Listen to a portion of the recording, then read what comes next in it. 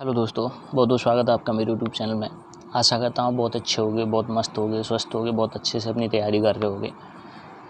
तो दोस्तों, पहले तो सबसे पहले आपको रक्षाबंधन की हार्दिक शुभकामनाएं देना चाहता हूँ एडवांस में।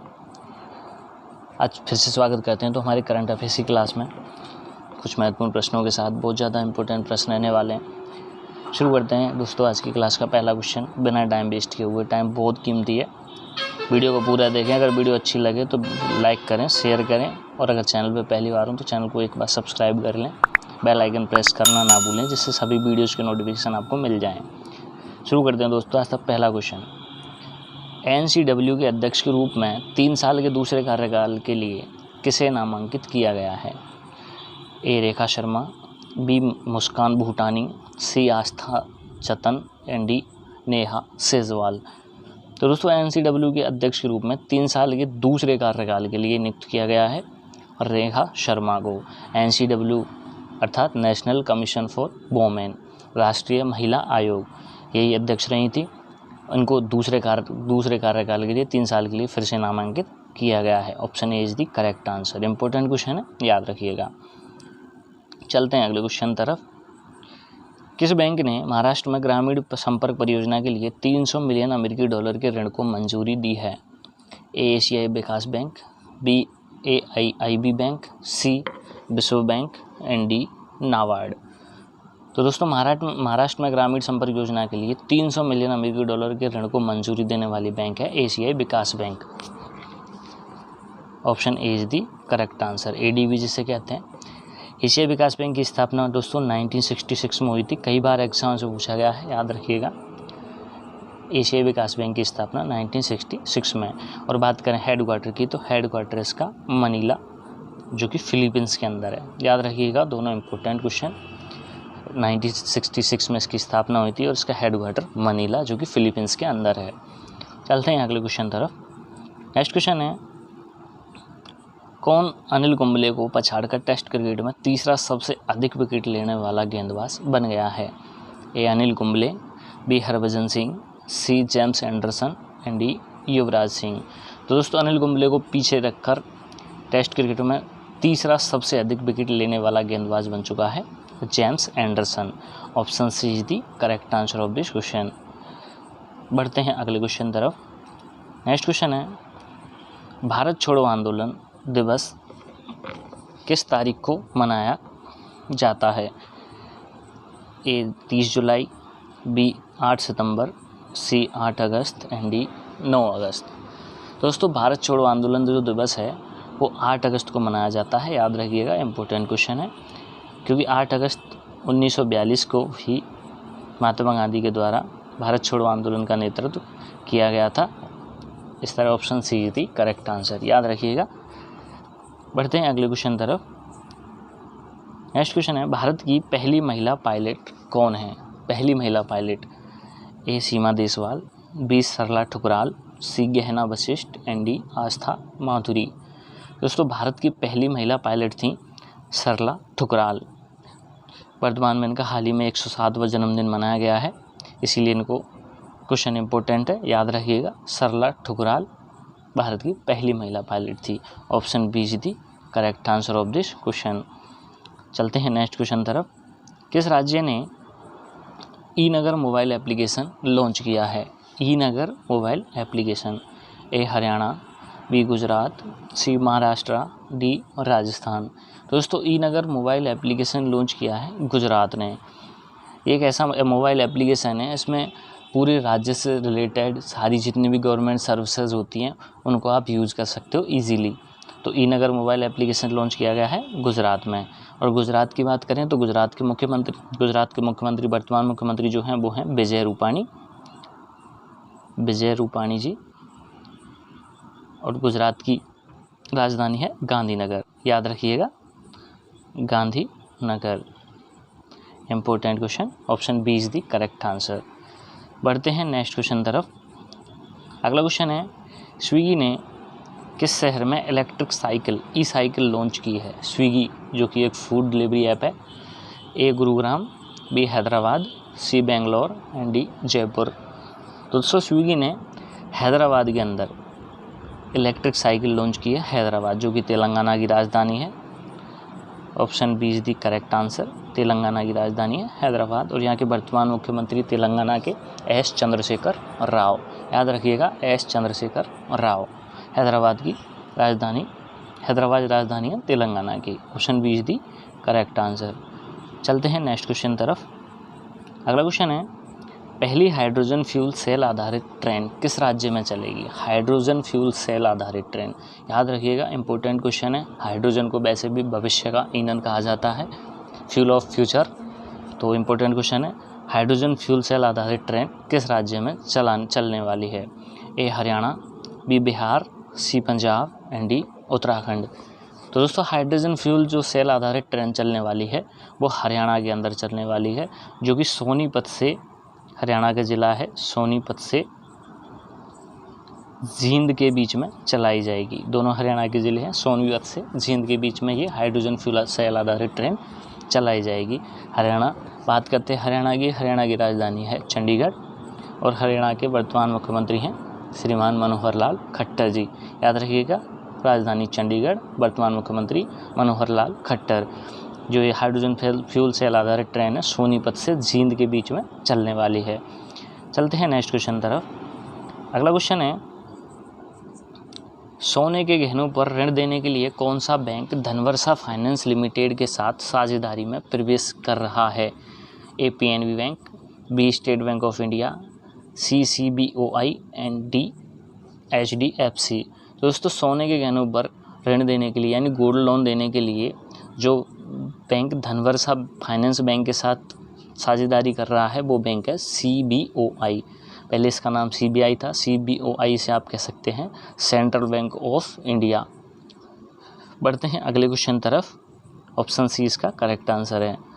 नेक्स्ट क्वेश्चन है, जॉनसन एंड जॉनसन वैक्सीन जिसे भारत में मंजूरी मिल गई है वह किस देश से संबंधित है?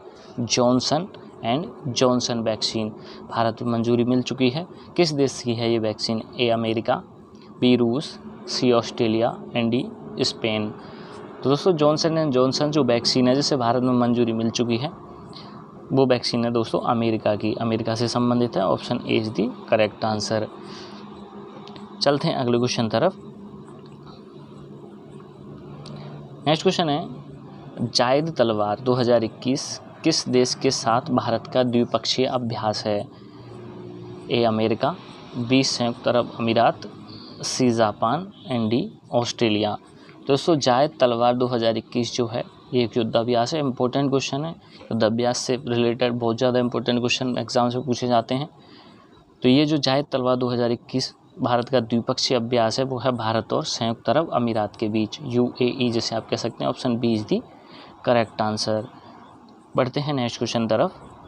अगला क्वेश्चन है, कौन सा राज्य राष्ट्रीय शिक्षा नीति 2020 के कार्यान्वयन के लिए आदेश जारी करने वाला पहला राज्य बन गया है? A Kerala, B Karnataka, C Haryana and D Gujarat. दोस्तों राष्ट्रीय शिक्षा नीति 2020 के कार्यान्वयन के बारे में आदेश जारी करने वाला पहला राज्य बना है Karnataka. Option B is the correct answer. और जो ये राष्ट्रीय शिक्षा नीति 2020 जो है वो 5+3+4 पैटर्न पर आधारित होने वाली है। चलते हैं अगले क्वेश्चन तरफ। नेक्स्ट क्वेश्चन है, जापान हर साल किस दिन को नागासाकी दिवस के रूप में मनाता है? ए 9 अगस्त, बी 8 अगस्त, सी 10 अगस्त एंड डी 6 अगस्त। दोस्तों जापान हर साल 9 अगस्त को नागासाकी दिवस के रूप में मनाता है क्योंकि अमेरिका ने 9 अगस्त 1945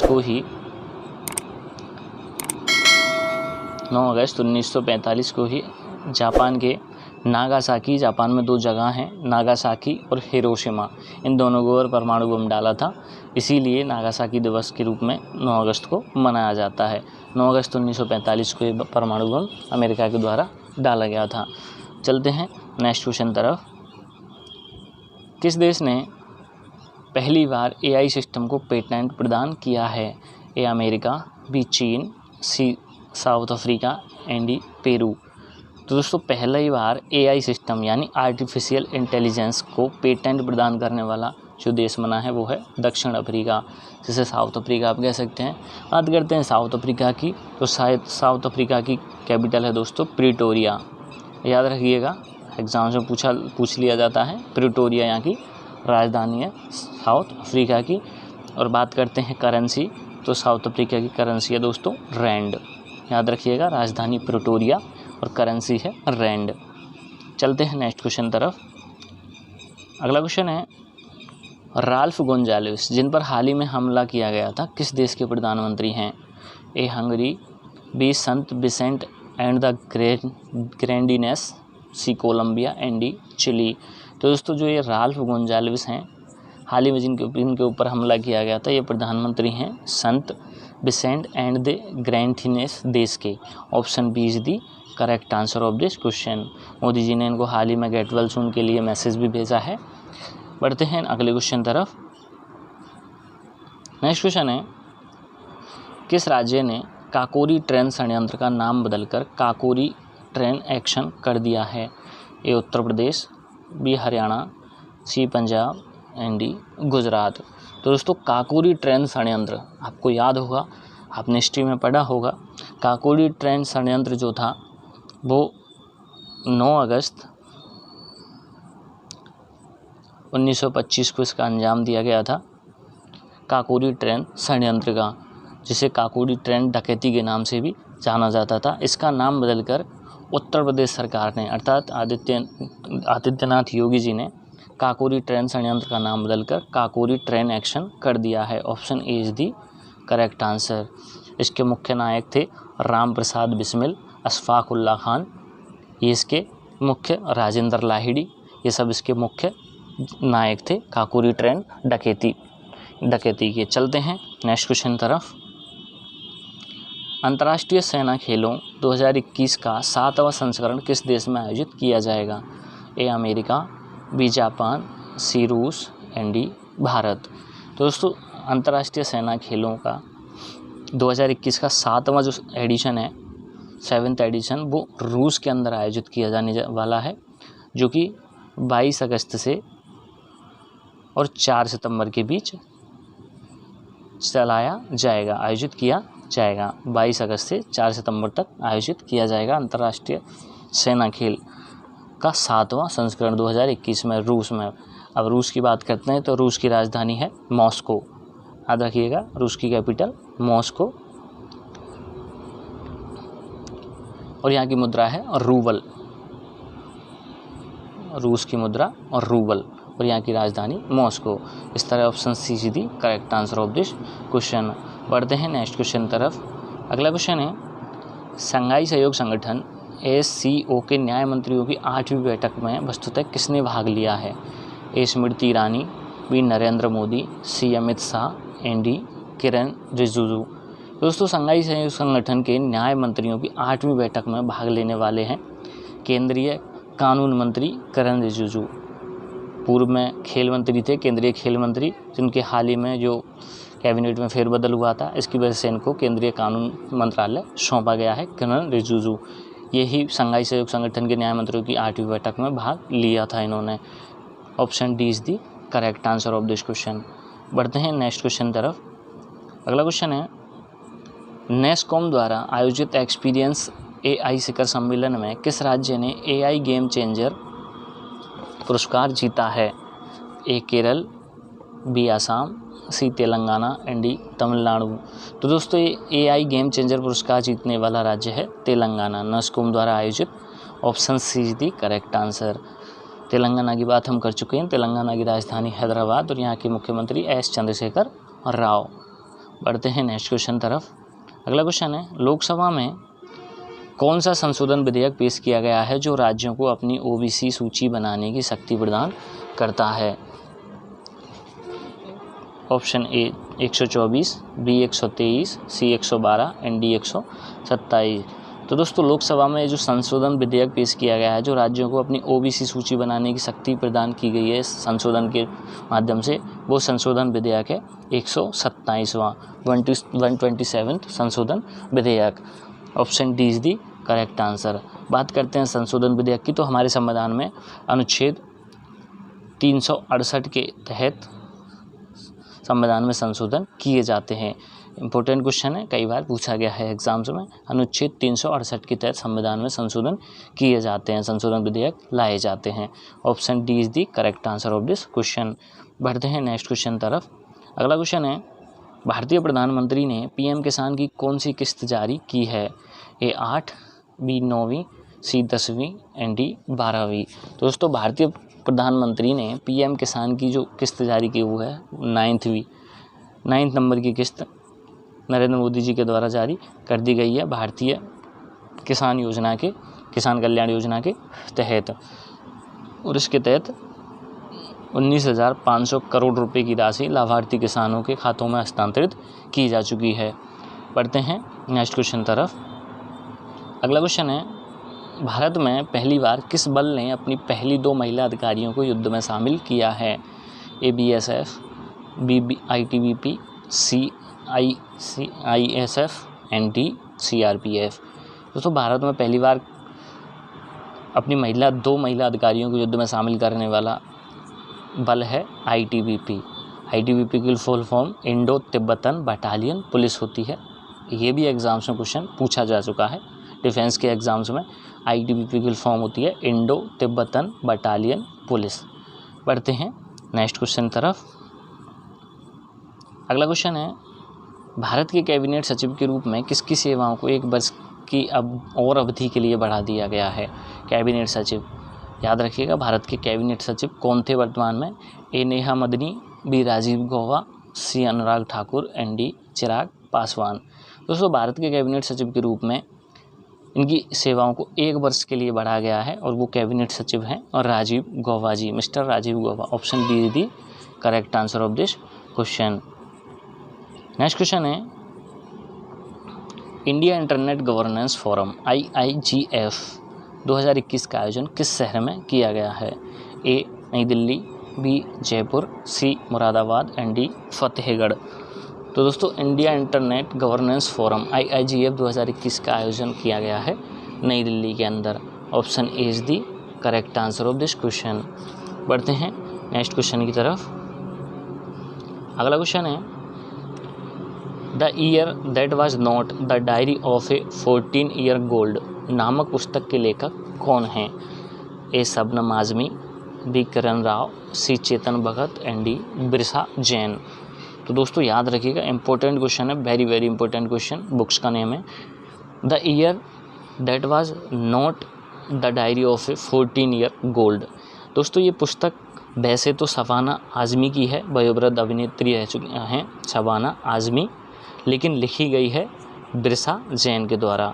तो क्वेश्चन का सही आंसर है option D is the correct answer. Shabana Azmi से संबंधित है ये book, the year that was not the diary of a 14-year-old, लेकिन लिखी गई है बिरसा जैन, जो कि पश्चिम बंगाल के एक लेखक हैं बिरसा जैन। बढ़ते हैं नेक्स्ट क्वेश्चन तरफ। Global corona virus innovation ranking में भारत का रैंक क्या है? Global corona virus innovation ranking में ए 34वां, बी 32वां, सी 56वां एंड डी 78वां। दोस्तों global corona virus innovation ranking में भारत का रैंक है 32 number. Option B is the correct answer of this question. तो ठीक है फ्रेंड्स, आज के क्वेश्चन हमारे यहीं पे कंप्लीट होते हैं। आशा करता हूँ वीडियो अच्छी लगी होगी। अगर वीडियो अच्छी लगी हो तो लाइक करें, शेयर करें और वीडियो को चैनल पे अगर पहली बार हो तो चैनल को सब्सक्राइब ज़रूर कर लें। बेल आइकन प्रेस करना ना भूलें, इससे सभी वीडियोस के नोटिफिकेशन आप तक सबसे पहले पहुँचे और उनका आप भरपूर फ़ायदा उठा सकें। तो मिलते हैं इसी के साथ अगले वीडियो में। एक बार फिर से रक्षाबंधन की बहुत बहुत हार्दिक बधाई मेरी तरफ से एडवांस में।